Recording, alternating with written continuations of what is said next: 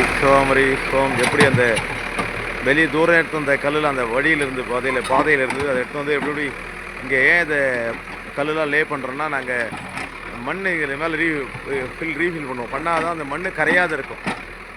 கொஞ்சம் road divert ஆகுது பார்த்தீங்களா, அதுக்கு இது பயன்படும். அதுக்காக தான் இந்த மாதிரி கல்லெல்லாம் எடுத்து அடுக்கிறோம். கல் அடிக்கிட்டு அதுக்கப்புறம்னா இந்த பக்கத்தில் ஏன்னா ரொம்ப பள்ளம் குட்டை, அந்த நம்ம எவ்வளோ மண் தந்தாலும் குட்டையில் போய் விழுந்துடும். இந்த மண் நம்ம தாங்கணும், அதே மாதிரி அது இருக்கணுன்றதுக்காக தான் அதை எடுத்துன்னு வரோம். ஒன்று எடுத்து வந்து தான் இங்கே சேர்க்குறோம். ஒரு கல்லாக சேர்க்குறோம். அது விஷயம் தான் நடந்துட்டுருக்கு பாருங்கள். ஜேசிபி தான் பண்ண முடியும், இந்த விஷயத்தில் நம்ம பண்ண முடியாது. மேனுவலாக பண்ணுற விஷயம் கிடையாது இது வந்து.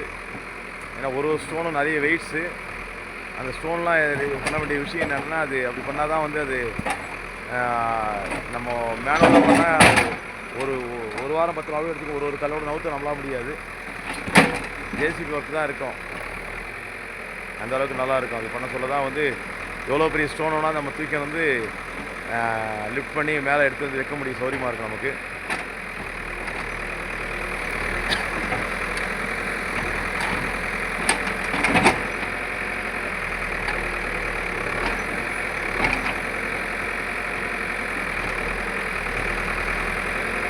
அதுதான் நடந்துட்டுருக்கு. ஏன்னா அது ஈஸி கிடையாது. கொஞ்சம் ஜேசிபி ஒர்க் பண்ணி தான் அந்த ரோடு டைவெர்ட் ஆகும். ரோடு டைவெர்ட்னா தான் படி சுத்தமாகும்.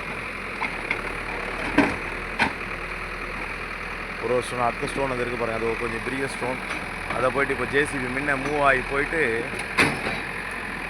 இந்த வருது பாருங்கள், முன்ன மூவ் ஆக போகுது பாருங்கள் போயிட்டு அந்த ஸ்டோனை எடுத்து நகர்த்தி கீழே தள்ள போகுது. தள்ளால் தான் நமக்கு அந்த வேலை நடைபெறும். ஈஸியாக அந்த ரோடு டைவர்ஷன் சொல்கிறாங்க. அப்புறம் படி தெரியணும், படி தெரியலை, படி சுத்தம் பண்ணலன்னு சொல்கிறாங்க. அப்புறம் அதுக்காக தான் இப்போ இந்த வேலை பண்ணுறோம். இன்றைக்கி இதை முடிச்சிட்டோம்னா ஓரளவுக்கு படி நாளைக்கும் ஓடும், இன்றைக்கி ஃபுல்லாக ஓடும், நாளைக்கு ஜேசிபி ஓடினா தான் அந்த படி சுத்தமாகிடும்.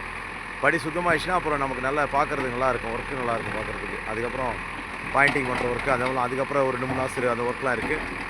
அப்புறம் படி சுத்தமாக நம்ம பார்க்குற அளவுக்கு நல்லாயிருக்கும் பார்க்குறதுக்கு. முன்ன இந்த மாதிரி படி நல்லாயிருக்கும். பக்கத்தில் ரோடும் இருக்கும். ரோடு வந்து மட் ரோடாக இருக்கும்.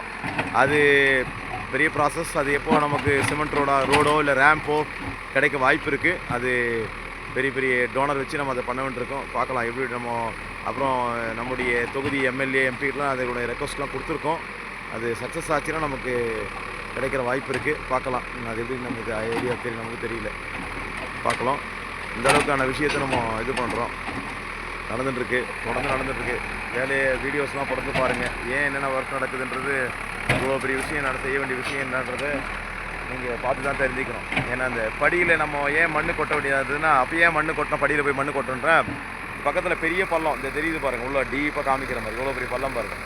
அந்த பள்ளத்தில் போய் மண் விழுந்துடும். ரோடு வேறு இடத்துல ரோடு போட முடியாது. வேறு இடத்துல பாறைகள்லாம் இருக்குது, மலையில் வேறங்கி இப்போ ரோடு போட முடியாது. இங்கே தான் போட முடியும். இங்கே போடுறதால தான் இந்த மாதிரி படி ஓட்டினா மாதிரி இருக்கணும், ரோடும் போடணும். போன தான் நாங்கள் ஒன்று அந்த உத்திரம் கல், போதிய கல், அதெல்லாம் வந்து உத்திரம் கல்லாம் கிட்டத்தட்ட ஒரு 1.5 to 2 டன் வெயிட்ஸ் இருக்கிற கல்லாம் ஸ்டோன்லாம் வந்து நமக்கு எடுத்துகிட்டு போகிற அளவுக்கு நமக்கு இல்லை, மேனுவலாக எடுத்துகிட்டு போக முடியாது. அதுக்காக தான் இந்த ரோட் ஃபார்மேஷன் பண்ணதான ரீசன். அதெல்லாம் உடஞ்சிட்டு போகிறோம். 12 இடத்துல கல் மாற்றணும். அதில் தான் படி மேலே மண் கொட்ட வேண்டிய சுச்சுவேஷன் வந்ததான ரீசன் அதான். அதெல்லாம் இல்லை, அந்த உத்திரம் கல் இதெல்லாம் மாற்றிருக்க முடியாது, உடஞ்ச கல்லெல்லாம் மாற்றி நம்மளால் முடியாது. தொடர்ந்து வீடியோஸ் பாருங்கள், கமெண்ட்ஸ் பண்ணுங்கள், ஷேர் பண்ணுங்கள், லைக் பண்ணுங்கள். நமஸ்காரம்.